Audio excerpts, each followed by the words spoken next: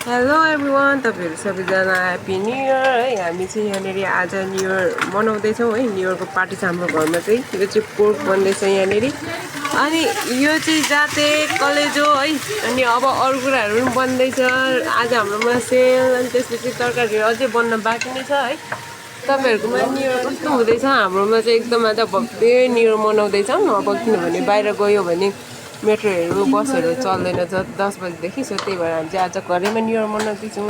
तपाईँहरू सबैजनालाई अग्रिम ह्याप्पी न्यू इयर। तपाईँहरूको न्यू इयर कस्तो हुँदैछ? मजाले मनाउनु होला।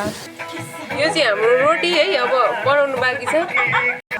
ल त अब कस्तो हुन्छ तपाईँहरूलाई म अझै पनि भिडियोहरू चाहिँ देखाउने छु कसरी मनाउने छौँ है। यो चाहिँ छोटो भिडियो हो, हेर्दै जानु होला। तपाईँहरूलाई म अझै देखाउने छु। अनि उहाँ चाहिँ हाम्रो मेकर रोटी तरकारीलाई सबै उहाँ दिदीले चाहिँ एकदम दामी बनाउनुहुन्छ। हाम्रो घरमा खाना एकदम बेस्ट है।